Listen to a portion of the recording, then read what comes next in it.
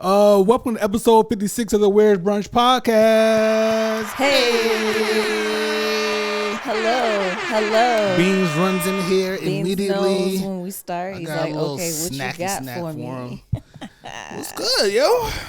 Nothing. It's a Saturday. It started raining. The temperature started dropping. While we were out. It was a great morning, a great or midday of brunch, and here we are. Brunch is crazy today. Brunch was amazing. Make sure y'all tune in to our official brunch review of Elaine's Restaurant from Old Town Alexandria, Virginia. Yes. It'll be up. Y'all hear this Monday morning. It should be up. I'll say Wednesday. I'll put it up. Okay, cool. How are you? I feel good. How are feel you? Good? No, but more about you. What are you talking about?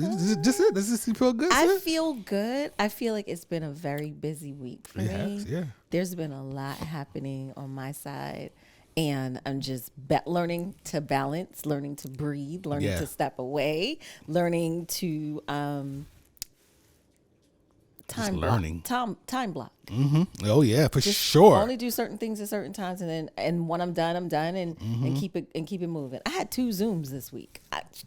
That's foreign for me. Non government work related, right? Yeah, personal Zooms. Personal business. Yes. Business related, but chick on the scene. Chick on the scene stuff. We'll talk about that in a second, man. Yeah. And I see you eyeing this. What we got? We have spritzers today.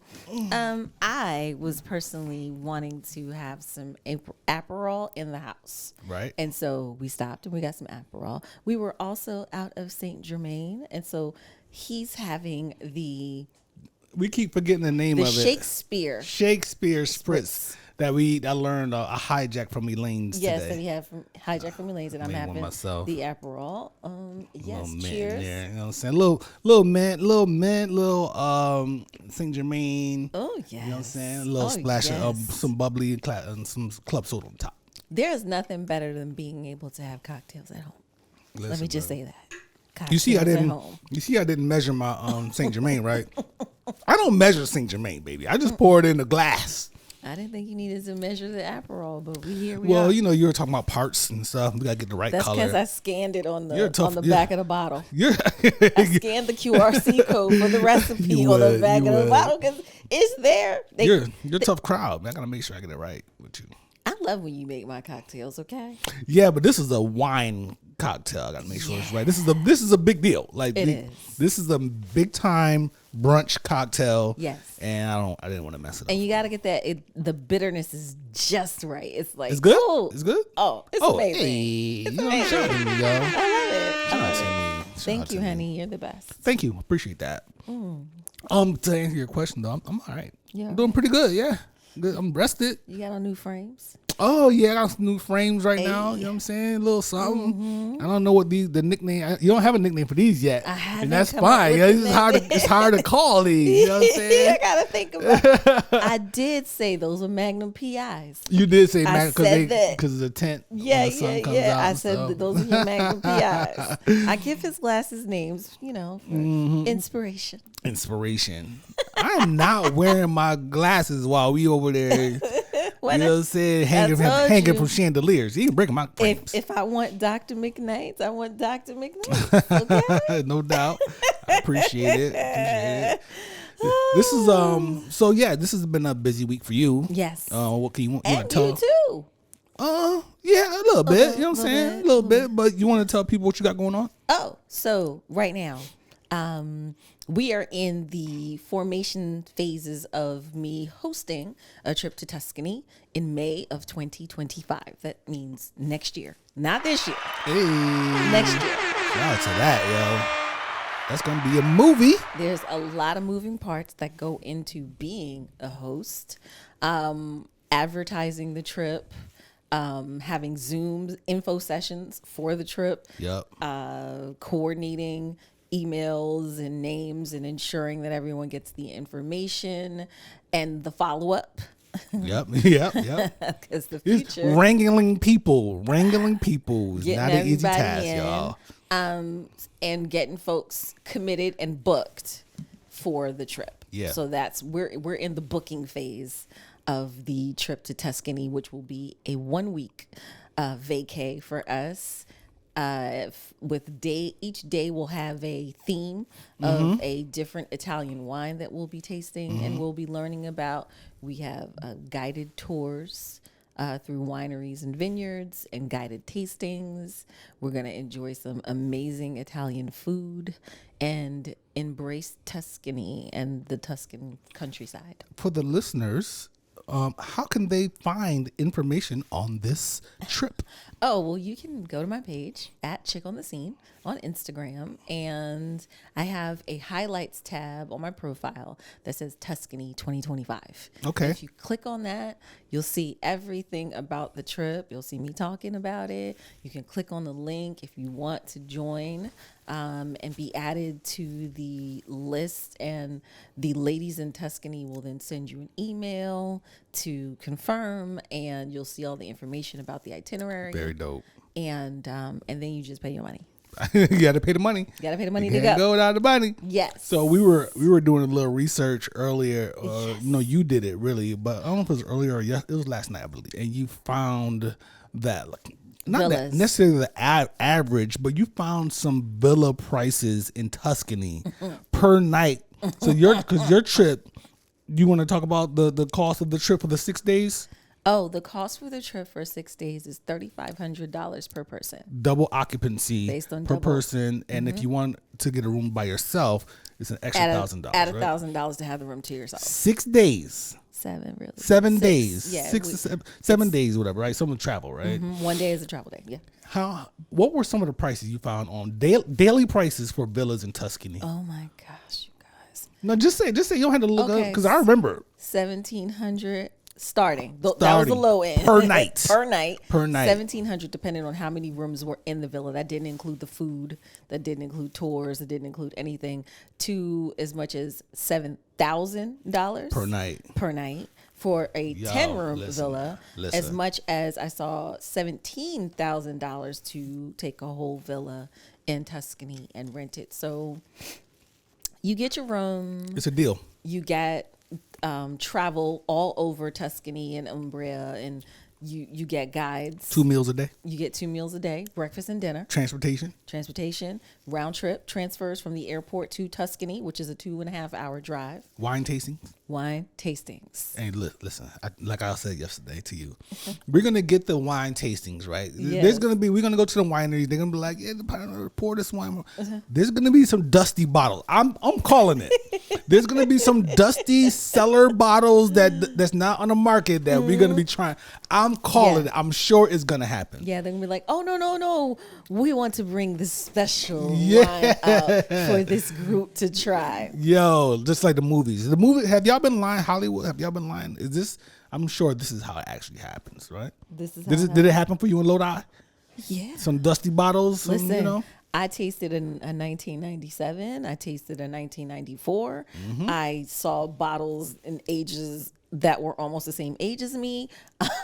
It's crazy. Yes, people will bring out the good goods. The good goods. As long as y'all nice people, the people that's going with us, make sure you're nice. You know good energy. Nice good energy. Get us more wine, y'all. We're going to all be family by the time this trip is over, okay? No there's a max total for the trip of 20 people, but really 18 people because we are 19 and 20. We're actually 1 and 2. Yeah, we're actually 1 and 2. So 18 more folks. So it's going to be a really close-knit, small group, cozy, comfortable. Like I said, we're all going to be family. Yeah, it's going to be dope. When this is all done. It's going to be dope, man. So I'm really excited about that. I'm proud of you. Thank you. This was not on my bingo card. This was not on my bucket list. I had been asked before about maybe doing something for Napa, and I said no, I don't think. And what am I going to do? And this and that, and then boom.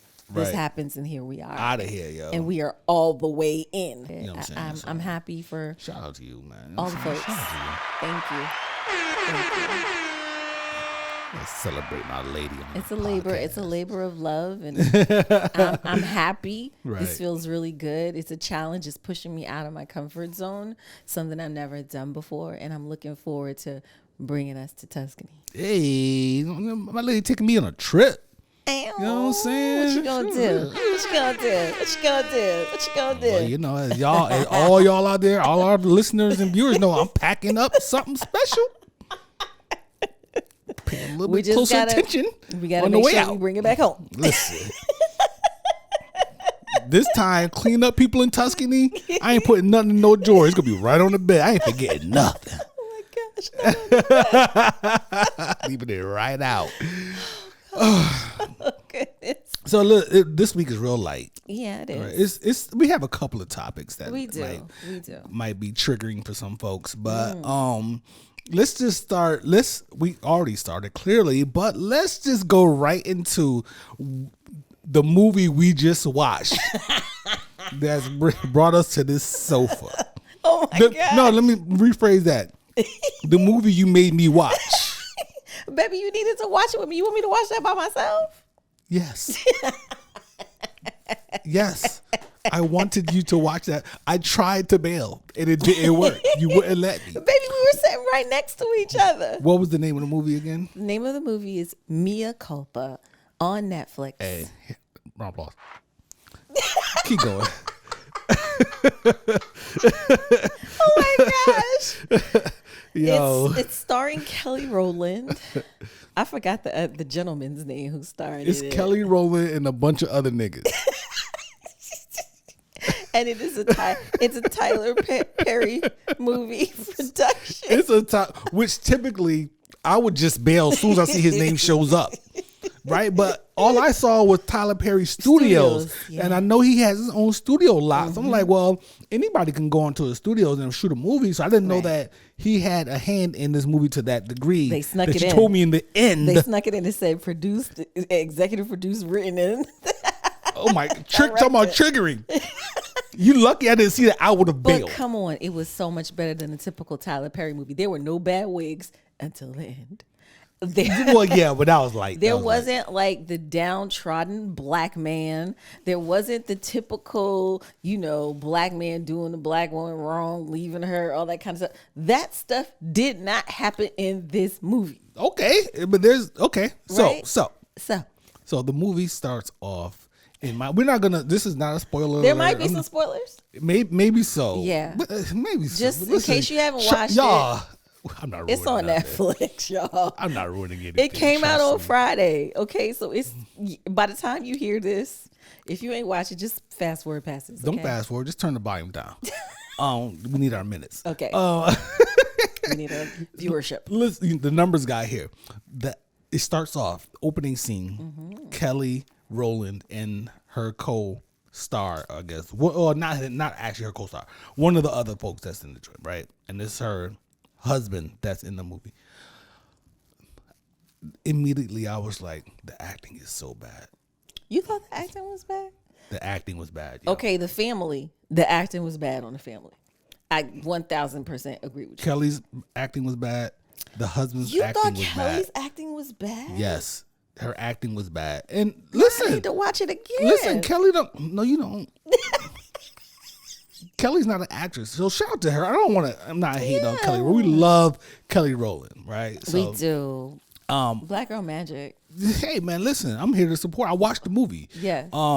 And I was like, this acting is bad, right? And I knew what was going to happen for the most part within a minute and a half, up to 3 minutes of the movie. Really? I knew what was gonna happen. You knew it was all of it? No.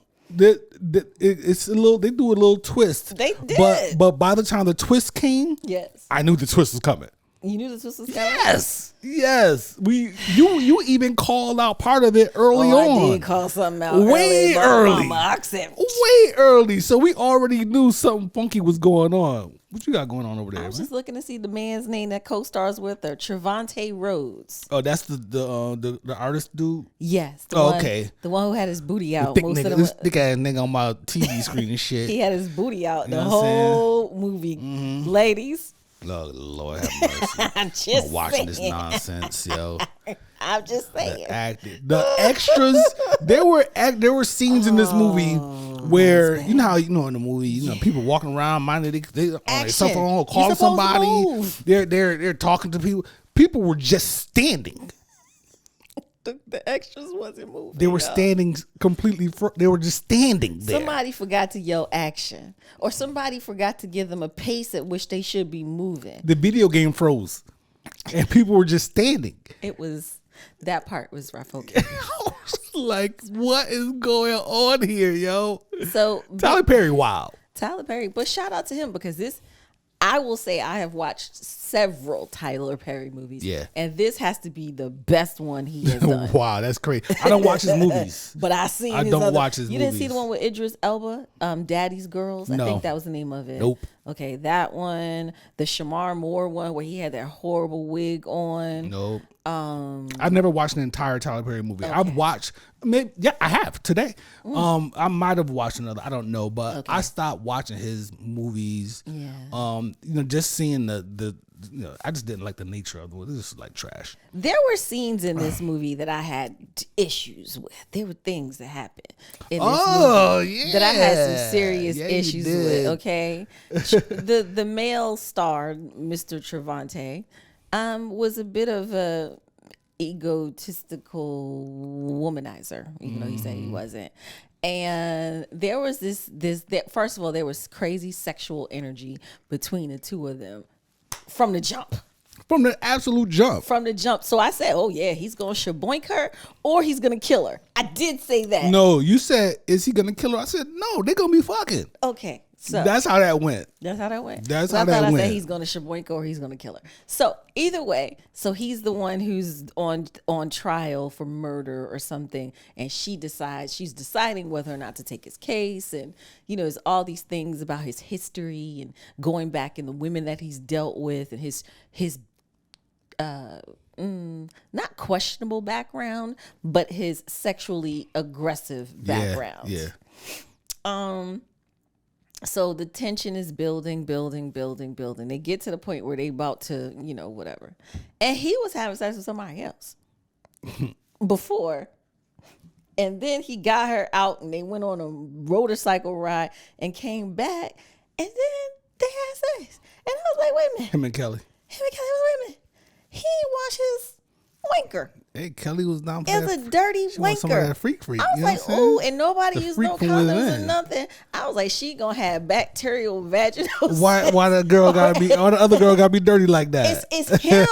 It's him. If men are out here jumping from chick to chick and you didn't wash, oh Lord have mercy, you didn't wash your wanker. Nah, what's that gonna do? Mess up my pH. Dang, that could happen. That could happen. Messing up my pH. That could happen. You ain't washing that other stuff out of there. Listen. Oh, miss, I was like, Kelly, did you just do that? Open her up a little bit. Ew. I was like, itchies and scratches. This is wrong. This is germs. It's giving germs. It gave the action later in the movie, okay, and some of the stuff that happened later in the movie, it has some value to it. Like, I was like, okay, there's a couple of things that happened. I was like, oh, that's pretty good. Yeah, this is good. Cool to watch or whatever, but a lot of that movie, I was like, because I saw you start nodding off a little bit early on. He was trying to I was like this. I was looking over. I was leaning forward, looking. I was just looking for the eyelashes. I was like, the eyelashes go down, they don't come back up. I'm looking. I'm checking the shutter speed. I'm about to show. I'm checking the shutter speed. I was like, yo, you want to see her turn the movie off? And I was like, you don't want to watch it? No, I'm fine. And I was like, no, you can watch this on your own. I was like, no. And you're like, no. So what did I do? I had to sit up, y'all. This Negro sat up. I sipped some water and I sat up so that we could watch this movie. She got up. She went to the sink, splashed cold water on her face, and put ice cubes down the back of her shirt. Baby, to wake up. I wanted to watch this because I seen so many people commenting on it on Facebook that I felt like I didn't want to wait a week and then we talk about it. Let's do it. What were they saying about it? That is, the ladies are saying it is fantastic. Paulette They just like the dude humping Kelly Rowland with his ass out. Yeah, that's the only reason. Y'all are so easy.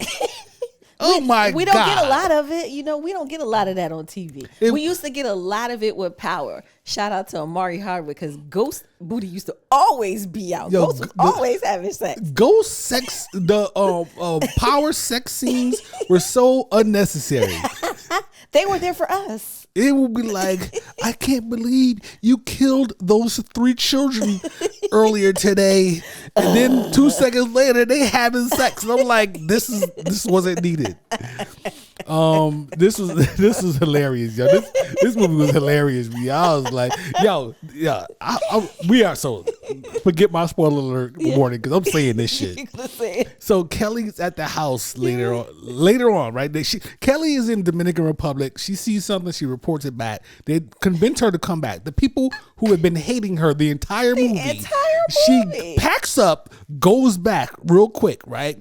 Yeah. Goes to the house where all the people who hate her are there, and everything boils over. It gets crazy. She manages to escape the house. She's running up the middle. Was she running or just walking? She was running up the middle of the street, right? Then all of a sudden, her husband comes in. He's in the car or whatever, and she's like, "They trying to kill me! Oh my god!" Blah blah blah.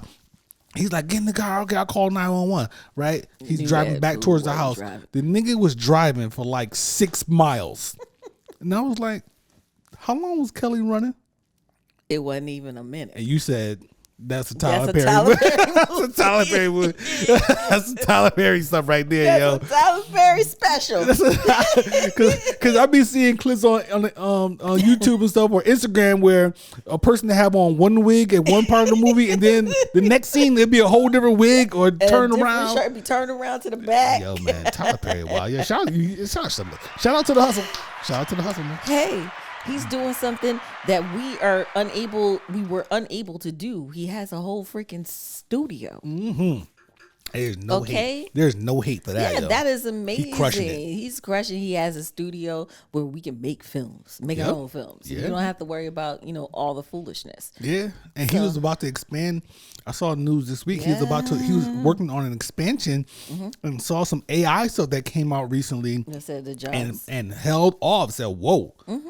AI is changing the game. Listen, go ahead, AI. I just want to know, are you ready to pull out the paint and have paint sex with me? We still talking about these Negroes?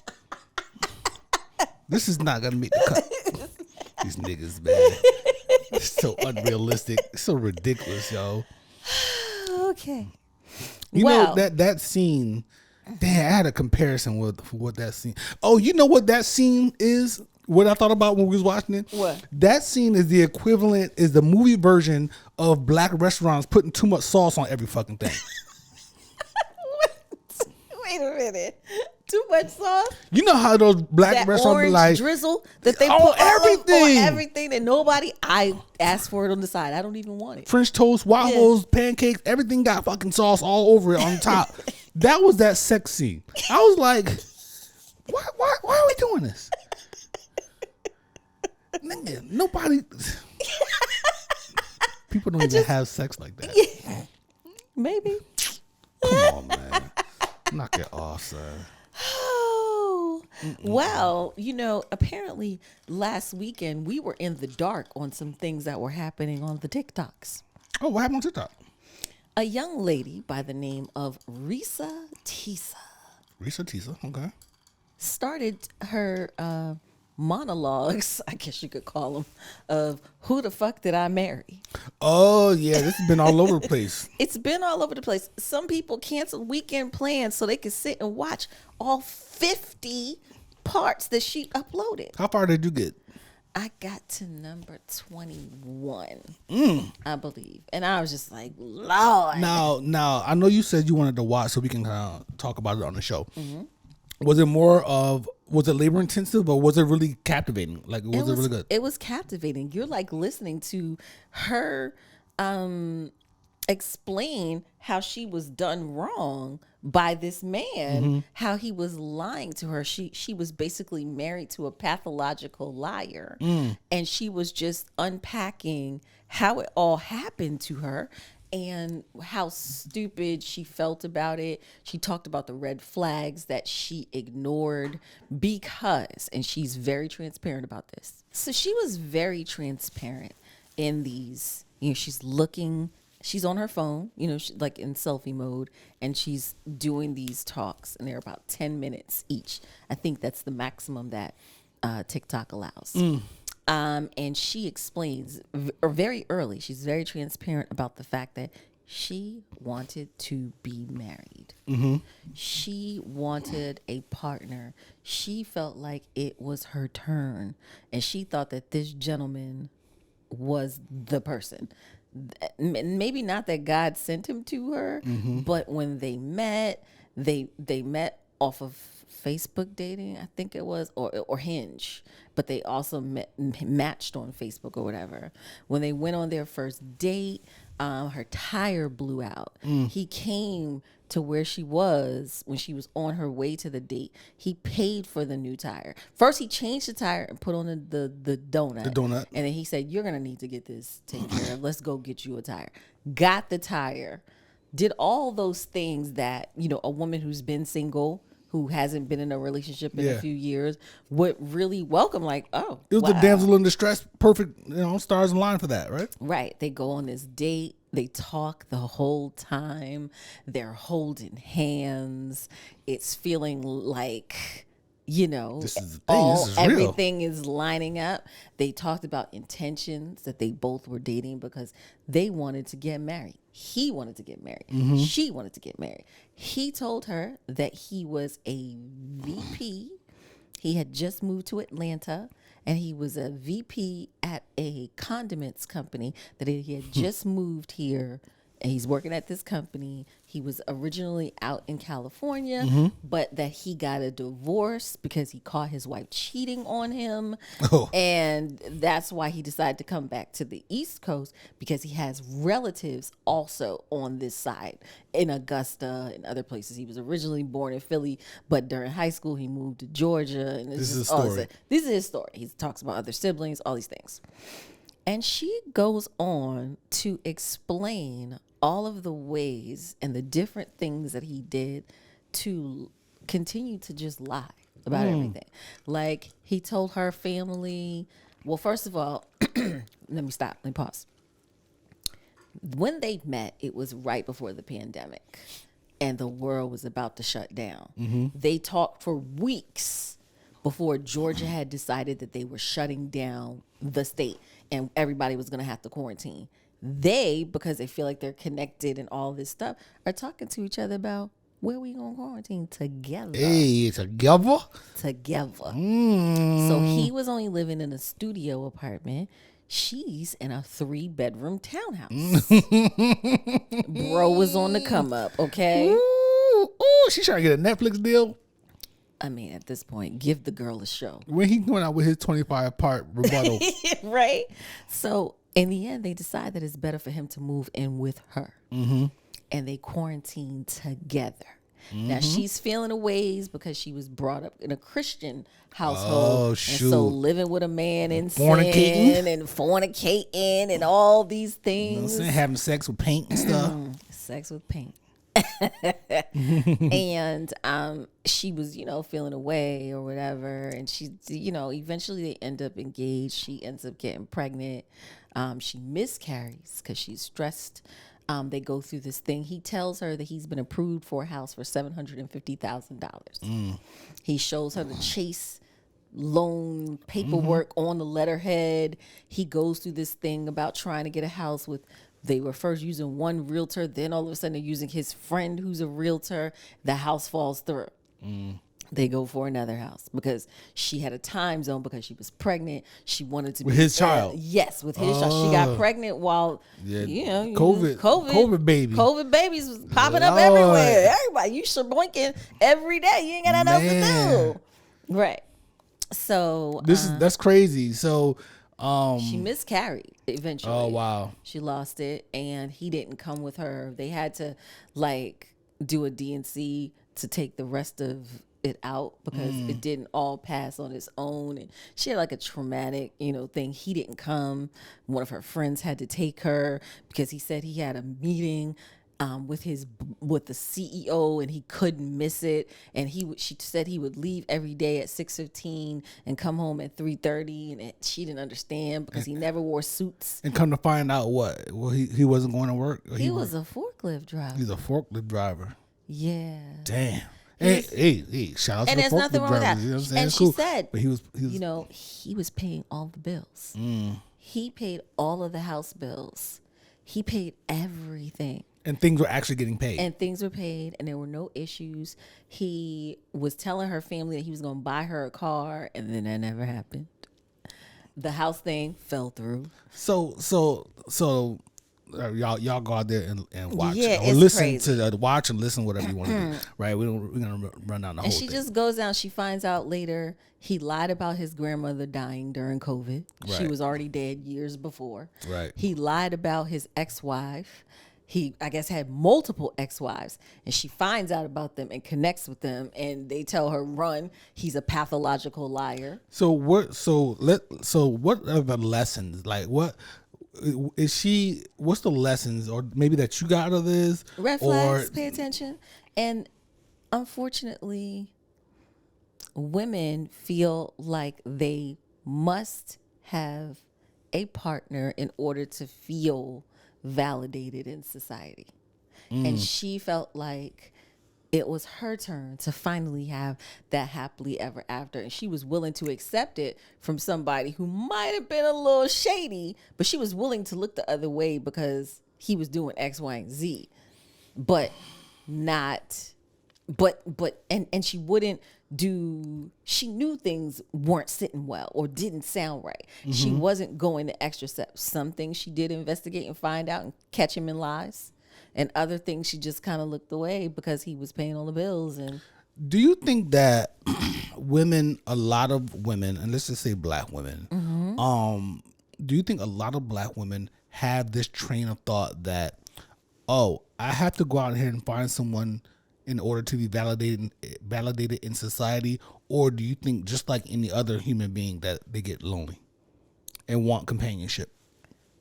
I think it's a little bit of both, but the way that many times black women are treated in society by each other, let's talk about that. The way that black women see each other in many instances is, oh, okay. Oh, you're married. Oh, you're single. Oh, like, it's kind of like a thing. So it kind of makes you think that you need to have that. Also, you listen to all the stats and statistics about black women not marrying, or black women be the lowest married people of the demographic, pool or whatever, and patriarchy. I mean, how does the patriarchy fit into it? Tying a woman's worth to having a husband. The pressures, you should have a husband and 2.5 kids and all that kind of stuff by a certain age. And if you don't have it, people are looking at you like you got 3 heads. Like something's wrong with you if you didn't do it by the time you're 30. Like, remember your dude, the psycho guy that's dead. May he rest in peace. What's his name? Who? Kevin Samuels. Oh, whoa. He would say, the psycho dude? Are you kidding me? I'm sorry, not psycho, but delusional. He wasn't not delusional. We about to argue on here about that. But if you say that a woman is over 45, go get your dog food, you're just going to be alone for the rest of your life, you're washed up and you're no good, that stuff that he used to say. We talked about this before, right? Kevin Samuels. And this is the point. You do understand that he was on the internet entertaining people, right? So some of the stuff that he said was entertainment. I don't know the guy personally. Never knew him personally. Okay. Never knew him personally. But come on. There was a lot of stuff that he was saying that was true with a lot of people, men and women. So you think that women are washed up if they're unmarried? No, over not the everything age of 40? not everything he said was true. That's not, you know what I'm saying? A lot of people, some of it was opinion based, and some of it was statistics based. I understand that you're able to rationalize that, but there are several other people who maybe didn't rationalize it and just ran around spewing his shit around like it made sense. I mean, and that it was gospel. It's so funny that you say that word, because people do that with everything, like the Bible. They'll do that with the Quran. They do that with anything, any information. They'll take it and use it to their own advantage. Wow.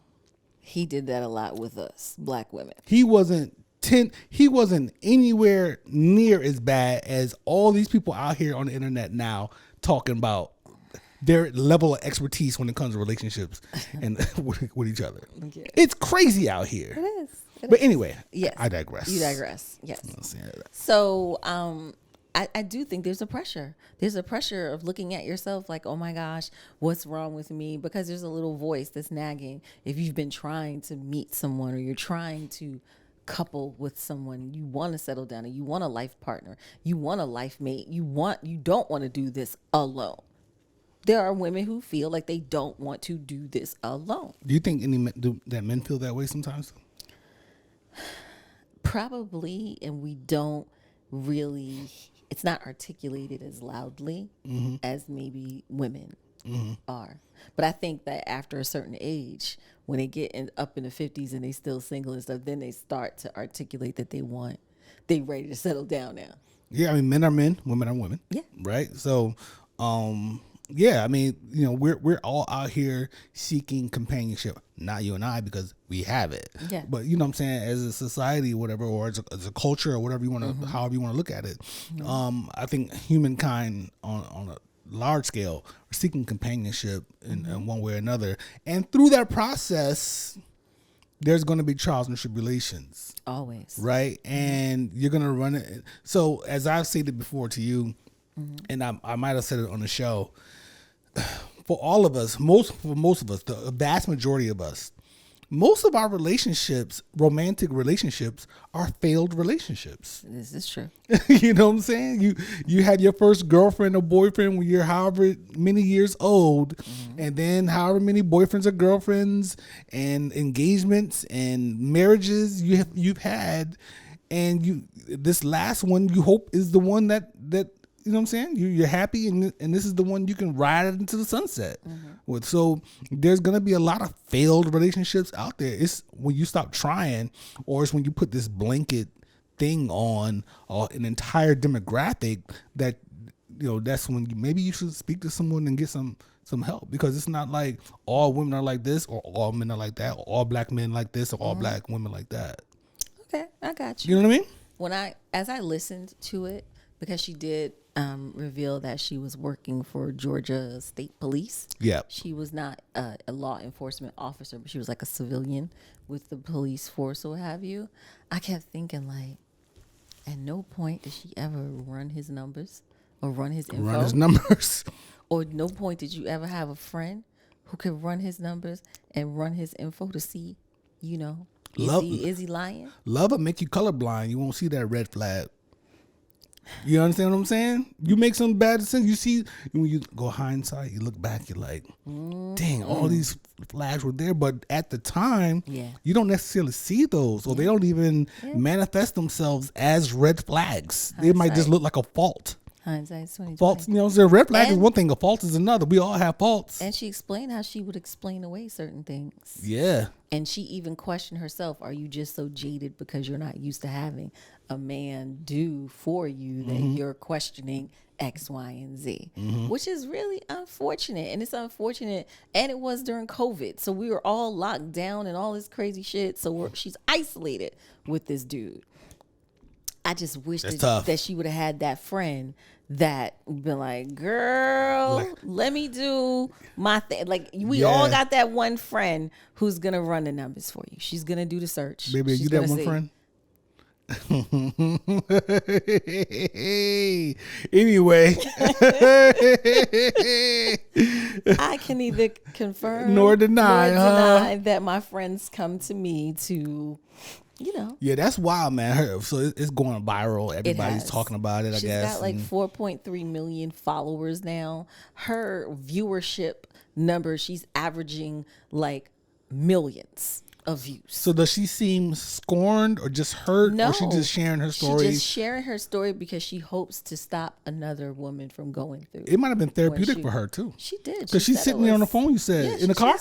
She's in a car. She's in a house. She's in different places where she records these. That is wild, yo. She could have written a book. She might still do it. Yeah, she might. You know what I'm saying? She might. She's getting flued out places. She's making appearances places. She is? Yeah, they've got people are pulling her and having her on red carpet. She was on a red carpet, I believe. She's been to something. Baby, you don't want to make up some narrative about me and then I just disappear off the pod for about 6 months and we be what popping? I'm supposed to do? I'm going to still be here. No. What I'm supposed to do? We trying to make it or not? We making it real good right now, okay? Making it real good right now. I'm just trying to figure out what the hell am I supposed to do? I'm supposed to walk around like you're not here? No. Shit, no. Paparazzi do be following you around, so they'll find out real quick. Anyway, but go ahead, babe. Go ahead. So Legion, the husband, ex-husband, was outed by the internet investigators. Lord. Shout out to the internet investigators. I know who some. And shout out to y'all. So everybody was like, "Who is he? Who is he? Somebody say, find him. Who is he?" You know, the internet investigators is a subdivision of the Black woman delegation. But go ahead, though. So someone found him and outed him and said his name, posted his Facebook page, posted his Instagram, all of that stuff. So now he's pissed and he went live to say that she's lying. Oh, he did. Yeah, he said she's lying. This whole thing is made up and contrived. And he's saying that she cheated on him with another police officer from her job and that he caught her. And that's why they got a divorce. Oh, shit. It's getting but juicy. Here's the thing. She talks about how her family members and other family members, like his stepchildren, have come forward to say that he is a pathological liar. Right. And that there's members of his family that don't want nothing to do with him. And the story that he was telling about being a VP is actually his brother. Wow. Who is the VP of said company. That's crazy. Is this the same dude that had the basketball team that played on ESPN, or the football team that played on ESPN? And no, he played right, but he told her that he played arena ball and he had offshore accounts. Ooh. He had money offshore and he was going to make a big cash deposit towards their home. Yo, man, y'all be careful out there. You know what I'm saying? When you choosing.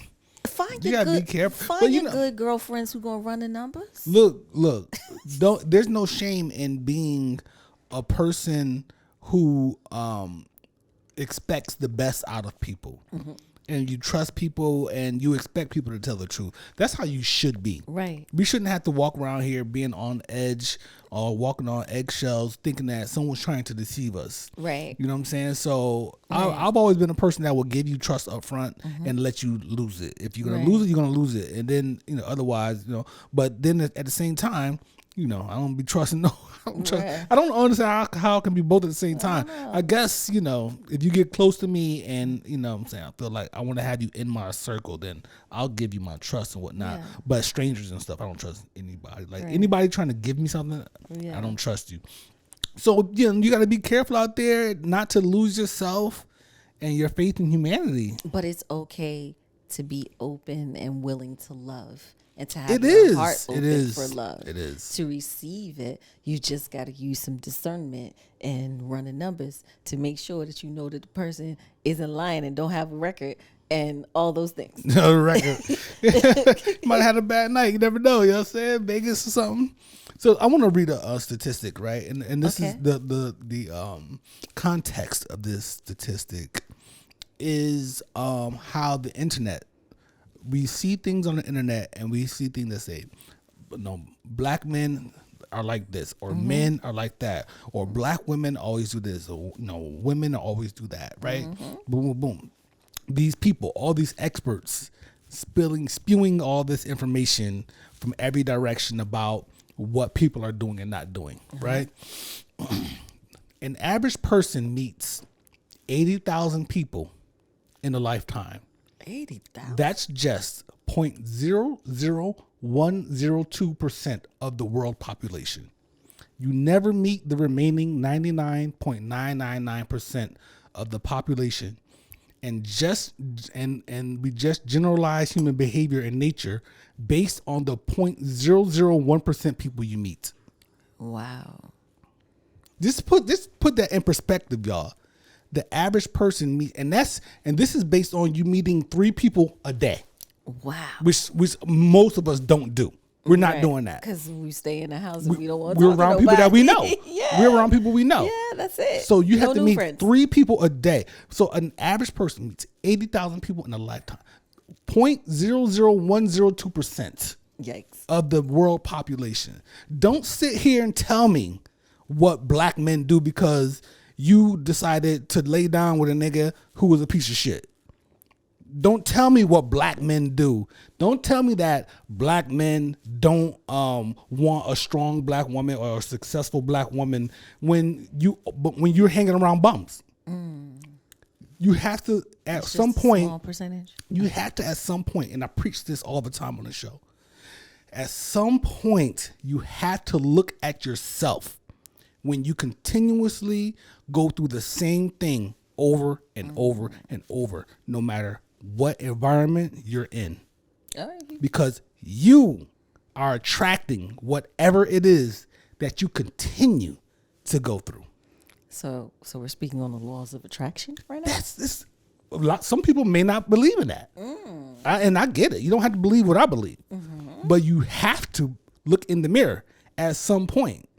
Not everybody, like you're dealing with a certain caliber of human being that has something to do with you going through whatever you're going through over and over and over again. So the men and women in my life, they're successful people. They are people who are doing good out here in the community. They are, you know what I'm saying? I don't go to that pool. The pool over there, we're not in that pool. Right. We in another pool. And I'm not saying that this pool is better than that pool, because they look like they have a lot of fun in that pool over there. But we're not going to that pool. We just don't go there. True. You understand what I'm saying? I do. I understand what you're saying. We gotta be careful, man, with these, because it has what it does. It pits men and women against each other, specifically black men and women against each other. We have these conversations on this podcast. It's fun. You know what I'm saying? It's fun. I get it.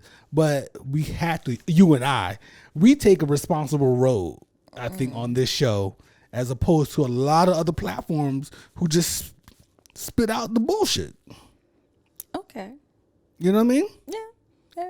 How do you have any feedback on that? I mean, I see what you're saying, and I understand that. Yeah, the laws of attraction, what you put out, if you keep dating the same kind of dude, you got to look at yourself and look at your. You got to start questioning why you keep picking the same kind of dude. That therapy is amazing. It's extremely helpful. Right. So I get it. I do. I understand that. I try not to generalize. I have some generalizations that I keep, we do inside. It. We do it. Yeah. The jokes that we crack with each other around the house, we couldn't even say on this show. I cannot say. I'll keep it to myself, my generalizations. But I mean, it impacts some people and their future. It impacts how far they go.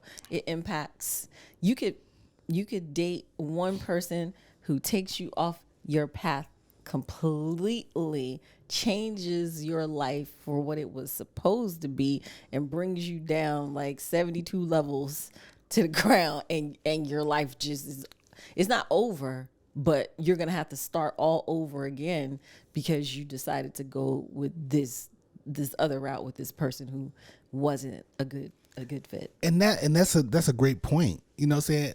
This, what I was saying, my little diatribe, doesn't exclude you from meeting someone from that other pool. Right. Somebody from that pool might just step into your pool, and you met somebody, and it's like, how did this vagabond get this nincompoop get into my circle? Y'all both swiped right. Okay? Right. Y'all both swiped right, and he was a bum. And you gave him a chance, or she, you gave him a chance. You looked away. You saw potential. Saw some potential. Listen. And that potential melted to rock shit. I've literally told a human being that I was never in love with you. I was only in love with your potential. Because you clearly proved you weren't who I thought you were. And I was always told, you can't marry potential. Potential is not gonna. You can't marry potential. Potential is not gonna pay your bills. Tell them. Yeah. The potential's not gonna pay your bills. I could potentially pay your mortgage. But potential is not gonna pay your bills. Can you imagine, yo? May my nana rest in peace for telling me that you can't marry potential, baby. Potential not gonna pay your bills. Okay. Oh man, I could potentially change your tire on your car. I could potentially change your life for the worse. Listen, I could potentially. I'm gonna tell you right now, though, I'm never changing your car tire. No, I'm serious. I'm never changing your car tire. I almost got killed under a vehicle before. You told me that. I'm never changing the car tires. So that's the meter. That's the ranking system for good men. Just give me a demerit because I'm never doing that shit again. I'm all about roadside assistance. I'm all about all those things. Okay. Yeah, you know what? That is a great segue. It's something I want to talk about. We're gonna talk about that right now. Okay, so people. Recently, and I didn't share this topic. It was in my head. I forgot to write it down on my phone. So this is catch you out of nowhere. Oh God, you're gonna have some input. So recently, I became just a smidge less of a man. I purchased two dressers for us, and I know where this is going. Typically, I would take those two dressers and just put them together. This is I've done it a zillion times. My wife looked at me like, "Are you an idiot? What are you talking about? You're gonna put them together? Get TaskRabbit. Get someone to come do this." And I'm like, "Why would I do that when I can just put them together myself?" And she's like, "Because of your back. I do have a bad back. Shout out to VA. I do have a bad back." Yes. And it got into my head. I'm like, maybe my back will hurt if I put these two things together. I don't like it when my back hurts. And I was shamed, without you knowing, into hiring another man who came in here and put the two dresses together. Yes. And two things I realized afterwards. What? One, it was a great idea. Thank you. And two, I don't miss the money. Shout out to Trina. Thank you. I am all about working smarter, not harder. Roadside assistance and no labor. Okay, I'm not doing No it. labor. Okay, no labor. I don't do labor. Okay. Oh man. I know that, the manly thing and all that kind of stuff and the macho and I can do it and all of that stuff. But I saw my vision of those dresses was that I'm going to have to help because there's no way that the wood and the heaviness, I'm going to be worried about him putting it together because of his back. And I might have to come in and assist, which means I might break a nail. Nah, we need to call somebody. You're going a little too far.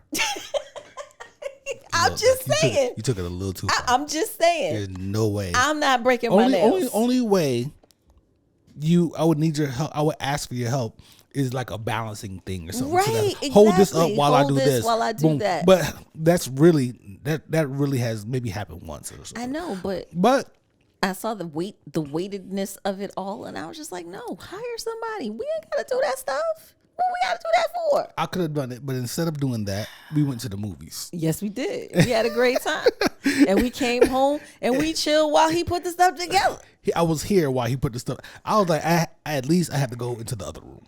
I can't sit here and watch this guy do this. Yeah, the dog liked him. It took him 3 hours to do it. And this is the person who does this all the time. He had like 180 something tasks on his profile. Yeah. So it probably would have taken me about 4.5, maybe 5 hours. It might have to been do all that night, shit. y'all. It would have been all day, yo. It would have been a task. 2 dresses. If it was 1, no way I would have done that. Okay. Since it was 2, I was like, you know what, wifey might be onto something here, and I did it. So that was actually pretty good. That was funny. I'll take the demerit. I'll take that demerit. Babe, you are no less of a man because you got roadside assistance. I would do roadside assistance too. Like I said, I ain't changing nobody the entire after that damn Range Rover almost took my legs out. Right, but I mean, it's so much easier. It was so much more relaxing, less stress, and it wasn't you doing it for 5.5 hours. Right. Okay, we did it. Success. Yo, success, man. Success. Yes. Yes. What we got here? Wendy Williams. Oh, no, let's not go there yet. That's kind of sappy, right? It's a little sad. Okay. A little sad. Let's Trump Force Ones? Oh, my God. No, because there's some serious shit with Trump. Let's talk about, this is your topic that you came with. Baby boom, millennials are inviting baby boomers to therapy, and the baby boomers don't know how to handle it. Mm-hmm. Can you talk about? Can you? So I follow a few therapists on Instagram because I like therapists. They're great. And talking about millennials bringing their baby boomer parents to therapy to address childhood traumas, to address things from their childhood that maybe they want to discuss that they're uncomfortable with maybe bringing to their parents at home just one-on-one. They want the intermediate, is that the word? Maybe so. Intermediate, whatever. The middle person. They want the therapist there to help, and boomers coming in like, what are they talking about? They don't do therapy like that. I don't do therapy. Most of the time, the baby boomer parents don't want to come. Right. That's first. They don't even want to come to therapy with their kids. And if they do come, they listen to the child give their speech or their discussion about what bothered them or whatever. And the parents are like, I don't know what you're talking about. You're weak. Yeah. What are you talking about? So baby boomers are basically our parents, right? That generation. So we're saying close to 50. Yes. And so that generation before us is considered baby boomers. And then the millennials are like our kids, right? Yeah. Okay. So that's like the 20-something-year-olds. And we're considered, you said Generation X? Is that what you said? Are we Z? Is that Generation Z. Yeah, we're Gen Z.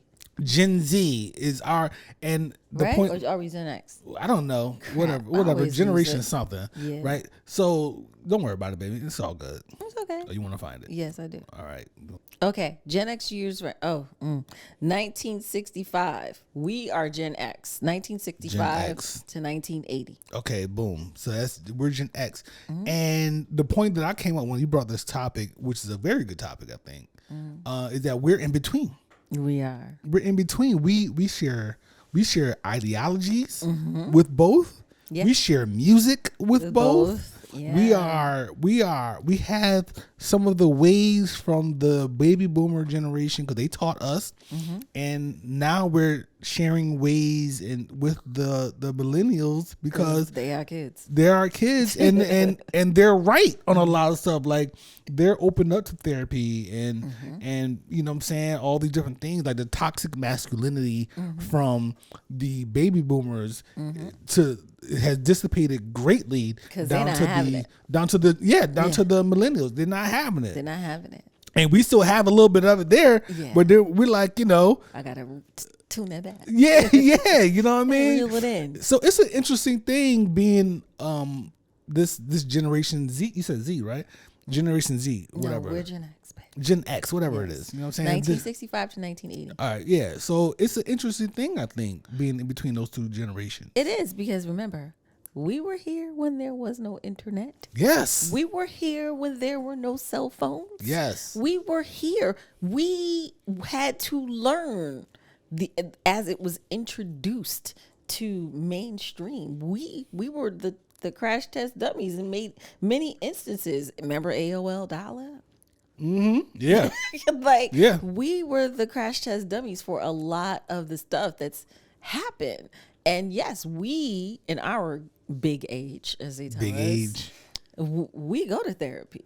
Right. We got the benefits and we're using them. Okay. We are doing all of those things. And, because it wasn't seen as acceptable by the older generations, they look at it as crack science and whatever. I'm not going to listen to nobody tell me. I'm not going to go tell nobody my problems. I can deal with it myself. Right. And then you have the millennials that they consider to be uber sensitive, weak, soft, can't handle anything. You can't talk to them any kind of way because they're going to fall apart. Everybody gets a trophy type of situations. Everybody gets a trophy. That's true though. A lot of accounts. A lot of participation trophies have gone out for that generation. Yep. You know what? Something that I thought about. One thing that I could point out that really shows our struggle, or not necessarily struggle, but our spanning from the baby boomers down to millennials is selfies.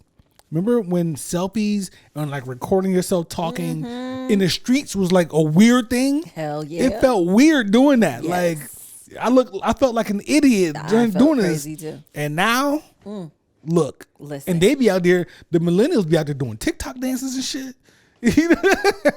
Right, exactly. You know, they set the phone up in the mall at a tower and just they go. just back up, and the three of them are together. It's always like three. They're doing all the hands. Yeah, all the hands. You know what I mean? Stuff. And it's an interesting thing to watch or whatnot. That's an interesting dynamic right there. It is. The world is different.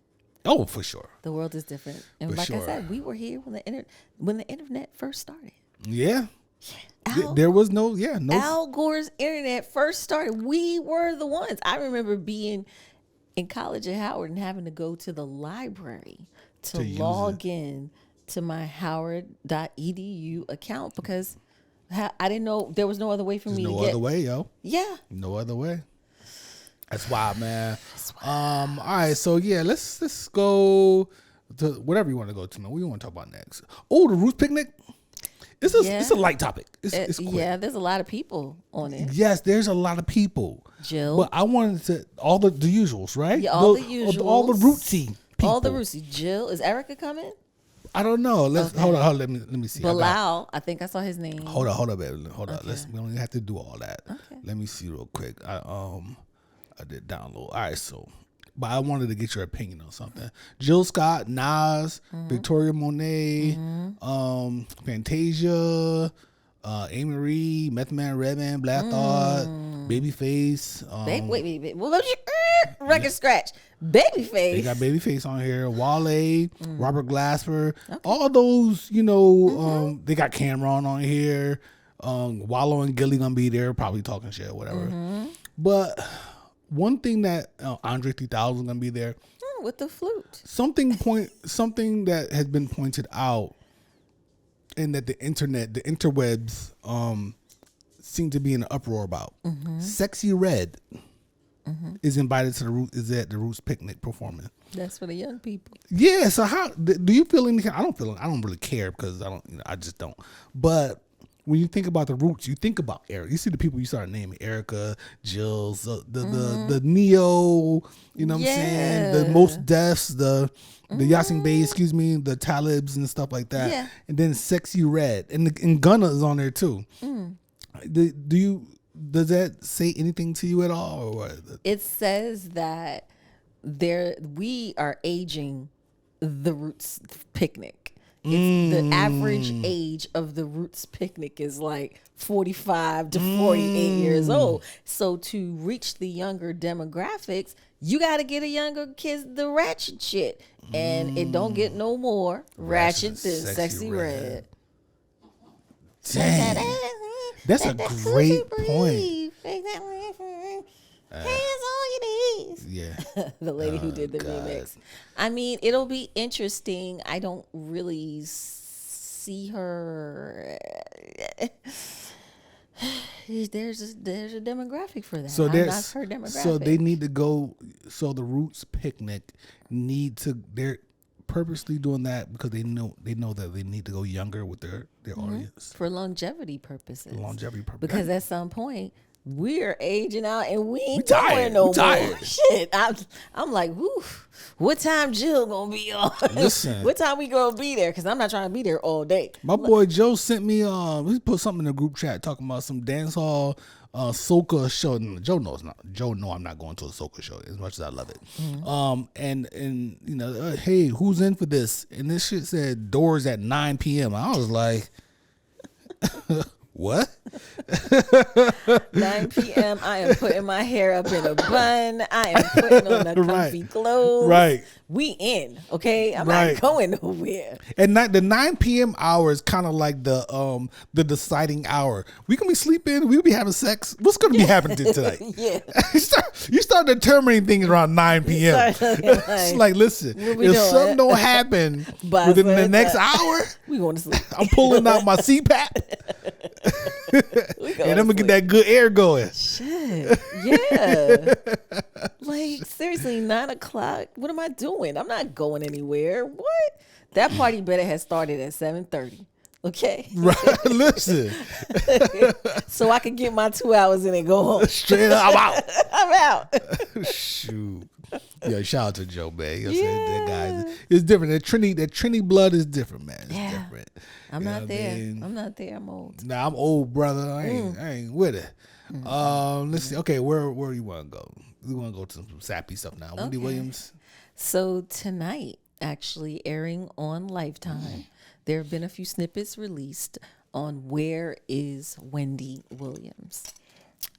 Unfortunately, earlier this week, it was announced that she has a frontal lobe or something dementia, and it is the same dementia that Bruce Willis has. Yep. So she's, it's a debilitating.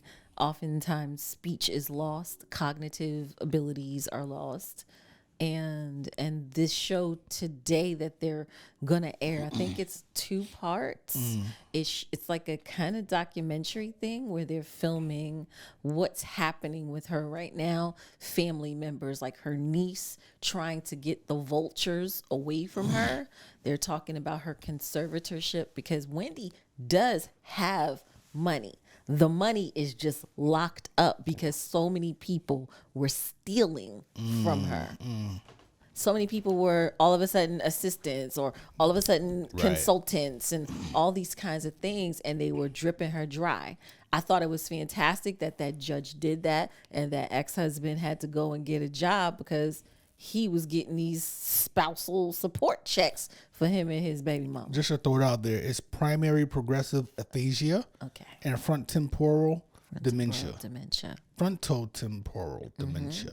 Really sad. Yeah, it is sad, man. You know what I'm saying? And this start off with, thoughts and prayers to her and her family and the true loved ones that might be around her. Now, we gotta talk about it a little bit. There's some points to get to here. And one thing that you said that they're trying to keep the wolves off of her or whatever. Yes. They did put her out there. Because remember, Wendy disappeared for a while, and then they tried to act like nothing was going on. And they had her out.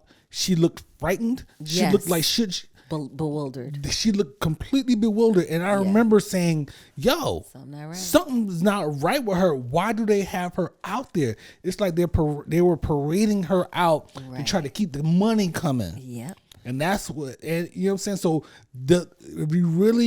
hopefully the people who actually love her were not involved in that, because that will get the wolves on you, the vultures. Yeah. They saw her. We saw her. She could have been on a low because we didn't know what was really going on. We saw her like pass out on her show.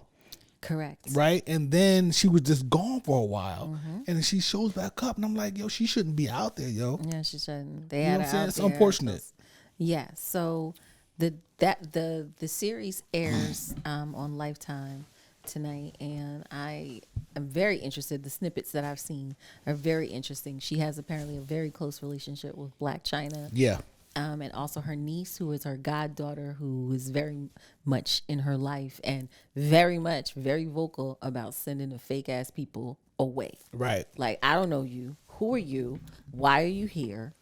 Now, there's people in the industry that love Wendy Williams, right? Like Joe Budden, for instance. And I hate to mention Joe Budden again on the show, but we were just talking about him last week. But he expresses his love of Wendy Williams. So there's individuals, but so the community that she served largely was hip hop, right?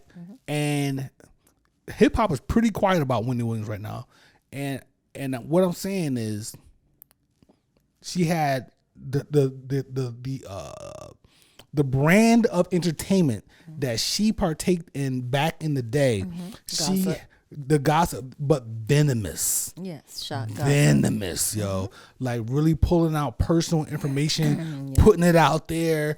People's wives, people's husbands, putting it out there. She made a lot of enemies in the industry, and I think hip hop right now is largely quiet about what's going on with her, and people are not showing, you're not seeing is the love as if it was someone like a, you know what I'm saying? You know what I mean? Someone's beloved.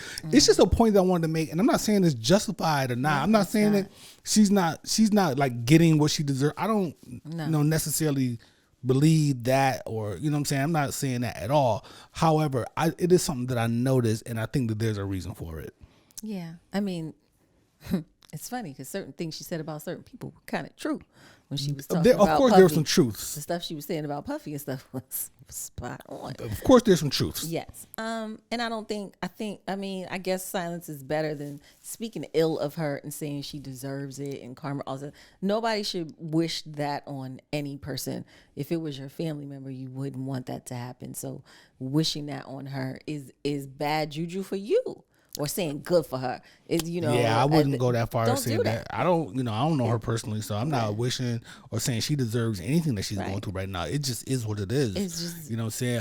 However, a lot of people believe in karma and stuff like that. So for the people who believe in karma, you have to believe in karma when it's ugly or when it's pretty. Mm-hmm. You know what I mean? So, but you know what I'm saying? Again, man, the best to her for sure. And let's not forget, Wendy Williams is a mogul. She did something with daytime talk show with Fox for years that nobody else could do. She killed it. She killed it. When she came out, the first How You Doing that happened when the Wendy Williams show aired during the day, mm-hmm. she changed what daytime talk show TV was like. She transitioned from the radio. Yeah, she did. To TV. She did it. She did it. She was killing it on numbers. Mm-hmm. And it was really unfortunate to see the slow decline. Yeah, you can't take anything away from her, yo. You can't. In the industry, she crushed it. Yeah, and even having her guests on the show, she kept it real. And she had tay-to-tays with folks like Omarosa. She got into it with her on the show. Mm-hmm. She got into it with a couple of people on her show. Yeah. But she kept it 100, and she was Wendy all the way. Listen, I'm not tearing her down at all. If Howard Stern can exist in this world, then so can Wendy Williams. You know what I'm saying? But I'm just pointing out, of course, I think my perspective on why some people are quiet mm-hmm. and why a demographic of people might be quiet about what's going on with her. Yeah, she's a legend though, and people should support you gotta salute. And wish her well. You gotta salute. I wish her healing, and I wish her family can get control of things and get the vultures away. Yup. Let's see. So this is might be a little controversial. Oh Jesus! I have a point. What's your point, baby? So Donald Trump, right? And this is not about the sneakers. That's whatever. That's goofy stuff. Okay. Donald Trump came out and said that he pointed out how many indictments he has, like how they keep coming after him. And talking about how he's getting falsely accused, and he says he basically said to paraphrase that he thinks this is why a lot of black people support him because of all the indictments that he has and how he keeps getting falsely accused. Now I see your face frowning up. However, he has a point. What the hell? And not largely, I don't think it's a large black demographic coming after him. However, I have to point out a certain demographic for supporting Donald Trump, black hip hop. There is a lot of rappers and a lot of street people who used to be in the street, not in rap, who fuck with Donald Trump, yo. I've seen it increasing. Mm-hmm. And increasingly they're coming out and saying it. They're coming out with it and saying it. They fuck with Donald Trump. One, we got money. He gave us money. Trina, it's ridiculous, yo. They gave his money and he speak the truth. He say whatever he feels. He say what he wants. He don't be lying like everybody else. And I'm like, bro, he do be lying, right? I don't belong in this country. Yo, it's out. He said that though, and I was like, as offensive as it might be for us, because we are civilized folks who are not, you know what I'm saying, we're aware. I was like, he has a fucking point. It's a small demographic, I think, but there is some black folks out here who look at him like that. Just because he says whatever's on his mind, they say that he's telling, he doesn't lie. To the 1% who seem to want to promote Trump to president again, I gotta ask, what civics classes were you paying attention to in your formative years. Did you pay attention to social studies? Did you pay attention? Did you pay attention? Did you pay attention to anything? Because I don't understand how Black people, the 1% that's going to vote for him because they're just going to do it anyway, how they can see, how they can't realize, okay, he didn't give us the money. Okay. Right. Here's it. Ding, ding, ding, ding, ding. He didn't give us the money. Okay. Oh, man. And guess what? When your taxes were done for that year that you got the money, when you filed your taxes, it was on your tax return as income. Hello. Dumbasses. Hello. Okay. He didn't give you any money. Nope. Politicians don't give us money, y'all. I don't understand. I don't understand. I'll never understand. And you can say it's the elitist versus the this and the that. It's the common sense of it. And if you paid attention at all in the 5th grade to just basic civics, you wouldn't be here. Yeah. And then to think about how ugly the country was when he was president. Right. The nastiness, the negativity that rolled through this country for the time when he was president. I don't want that again. It's crazy. I don't want to experience that. I don't want folks rolling around, blasting whatever, honky tonk, whatever, and their Trump flags looking at me, pulling up next to me with their Trump flag, waving on the back of their pickup truck, looking at me like, and what? Yo, I don't want to experience that again. But guess what? It's okay. Go ahead. Y'all do it. Because I'm going to be out. We going to be out. We going to be out. We're going to be out. Oh, we got plans. Yes. Hello. It's a long way, isn't it? These ice. Hold on. We've come a long way together. Lynn Patton. Good. Hold on. Here we go. Good. These lights are so bright in my eyes that I can't see too many people out there. But I can only see the black ones. I can't see any white ones, you see? That's how far I've come. That's how far I've come. That's a long way, isn't it? Yo. This is a country where certain people can say whatever they want.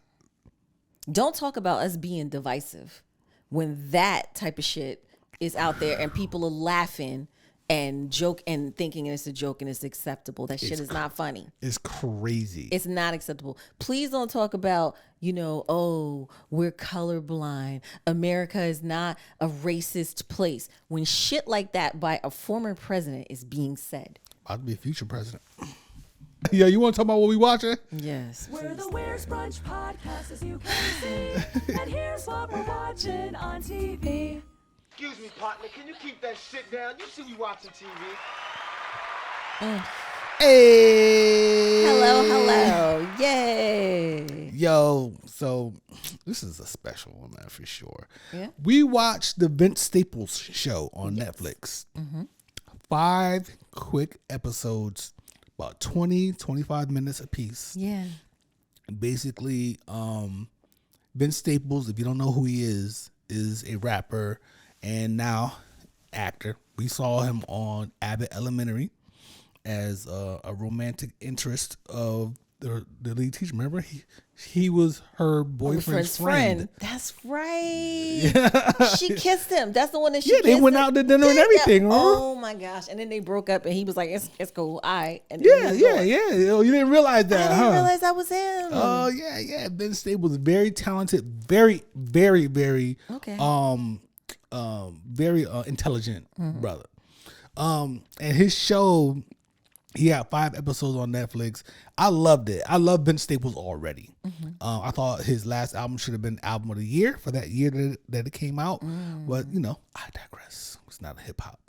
It's not a hip hop some podcast. People be robbed. Yeah, some people be robbed. You know what I'm saying? So yeah, we sat and watched this episode. Basically, these episodes are like days in the life. Yeah.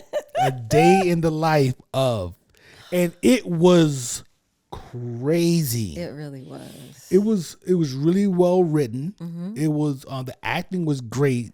The storylines were hilarious, but it's not like this is not sit in your living room and just crack up laughing. Funny. Right. There were just the things and the things that make you think, like the bank robbery. The bank robbery. Yo. Oh man. The bank robbery episode was that episode insane. Insane. And the ending. The ending to that was even more insane. And he, you know what he said? On the interview, he said that, so the end of that scene, so spoiler alert here and whatnot, but the end of the bank robbery scene, the white man who was the manager of the bank walked out with Vince Staples, and he ended up getting shot in the head. Because he reached in his pocket. He reached in his pocket, right? Yeah. Boom, dead. He said that is the only piece that he got notes back on. Like, this is a little bit much. He said he didn't get notes back on any of the black on black violence or black people getting killed or anything else. Of course not. In the show except for that piece right there. How about that? To get you riled up again. Sorry, man. I tried to lighten it up, but How about that? Ben Staples gonna have messages. So I really encourage people. You had any input. Yeah, did you liked it? I enjoyed it. You know what was another thing for me that happened at the end of a few episodes? He was coming home to his girlfriend and putting the gun down on the table, and she would come and sit down next to him. He's like, "Hey, how was your day today? Did anything happen?" He was like, "Nah, Not too much. It was cool." It was cool. What? That says a lot. Yeah. It says a lot. The messaging on this show is a lot, and I thought about it afterwards, leading up to this shoot right now that we're doing. Him in jail for the day. Him in jail for the day was a crazy episode too. You know what I'm saying? It was some really good writing, like I said. That right? was really good. I enjoyed it. It was too short. It was very short. It was too short. And I knew this is, I'll put it on the board for what we're watching. But I knew this was a show that you watched with me. Yeah, we said so. I was like, it wasn't something that we both were like, oh, we gotta watch it. I knew I wanted to watch it, and you watched it with me, and I appreciate you for that. That was good though. It was I didn't know what to expect. Right. So right. True. I'm sitting there, and I'm like, well, what is this gonna be about? And the first episode, I was like, okay, keep going. Right. Keep going. I want to see what else. So right. So keep in mind all the episodes, right? The bank robbery, the day in jail, the family cookout. Oh my God, the family reunion. The chicken, the amusement park. Amusement park. You know what I'm saying? And then Yes. the last one was the dude, the little boy, like, my dad or whatever. And they my right? dad. Yeah. So all right, so all those episodes in mind. What I thought about was this ties into something that we talked about personally, how we have normalized trauma in our community. Yeah, because the little boy. All of it was normal to everybody. Everybody Vince was went just home, like you said, he went home every day, and sat down with his lady, put the gun on the table. She didn't question the gun. Yeah. He didn't, all the shit that he went through, he didn't say, I really need to talk about this. Yeah. Nothing. It was, I think the whole show was about how we normalize trauma in the black community. Remember the fight that broke out at the family reunion? Yes. The fighting that was happening in the back, and everybody just kept on walking by while the fight was happening. Like, this episode. Yo, that's my perspective, Vince. That's deep. You can, you know what I'm saying? I don't know if that was your intentions, but that's definitely something that I got out of it. Definitely. And I think it's really dope. Yeah. Because that stuff was not normal. No. That shit was traumatizing. Being stuck in the jail all day, and then they said it was mistaken identity, and they let him out, right? Yeah. And then he almost got beat up. But it wasn't mistaken identity. They just went and locked him up for no reason. Yeah. They just came and grabbed him and locked him up for no fucking reason. Yeah, they said he had warrants for. He had no warrants. Yeah, it wasn't him. They just, let him spend a day in jail and shit for no fucking reason. Yeah, that's crazy. You know what I mean? So, and that's normal. That is normal. That's normal, but it shouldn't be. It shouldn't be. It's not normal to be shot at. You know what I mean? It's not normal to be shot at, be around that shit. So, running, so yeah, man. looking for guns. Oh gosh. So all the stuff that we're talking about right now, keep in mind, guys, it's a comedy. It's a comedy. Yeah. It's funny. It's dry humor. It's dark humor. And I think he really has something really good. And I hope Netflix recognizes that. And I hope people tuned in to watch this show. He did his rounds on all Breakfast Club, Sway, and all these other folks. So hopefully people tuned in and watched it. How the hell they only purchased 5 episodes? I know, man. How the hell that work? I know. Because we see all these other shows. Some of these shits get like 16 and all this Listen, shit. And you only some of these purchase shits, 5? baby. What the hell is that about? I agree, yo. I agree. Yo. Like you gonna believe in me or not? It's good. Yeah, but You know what I'm that's some saying? bullshit. I think so. So hopefully, come on Netflix, do the right thing, yo. Give the man season 2 10 joints, even 8, like 8. You know what I'm saying? 6 is the least that we see these days. 5. Y'all Come on, pay give him another 8 or give him 10. Netflix. Y'all have funded shittier shows. Oh my God, tell me about it. There's a movie on Netflix right now that I just watched today. We ain't gonna talk about that. Oh, we already did. We already did, baby. Yo, man, Yeah, we made it. we made it. We We did. made It was We good. didn't have a whole lot on the board today. But we it made sure work. felt like a lot. You know what I'm saying? When this is one of those episodes where dad gets home from work and you gotta get him the big piece of chicken, but somebody ate it, so you gotta stitch 3 pieces of chicken together. Chris Rock said, Make it work. make it work. We had to Yes. make it work, baby. Make it work. You know what I'm saying? So love you though. I love you too. I appreciate you. I appreciate you more. You got any gripes? Did I piss you off this episode? No, Good. we did good. You didn't divulge any news, anything. Yeah, it was good. That was compelling content. That was compelling content. People really had a good time with our New Orleans fiasco. And what was the other topic you said that the topic diaper. Tuesday, the diaper. Yeah, the the diaper diaper. thing. So Yeah. so if y'all don't know the diaper story, please go to our Instagram Yes. and or our YouTube shorts or our TikTok. It's all over the place. Topic Tuesday. People went crazy about that whole diaper thing. Yeah. So yeah, I guess we're gonna go make a couple of more spritzes. Yes. I can see it in your eyes, and figure out something to eat. We got a lot of leftovers. Yeah, we do have a lot. Yeah. I cooked. We've got food in there. There's a lot of food in there. That salad you made was crazy. So Yes. we're gonna go ahead and get back into our house clothes Yes. and Sweats. relax. Oh my gosh, I'm ready. All right, we out. Bye.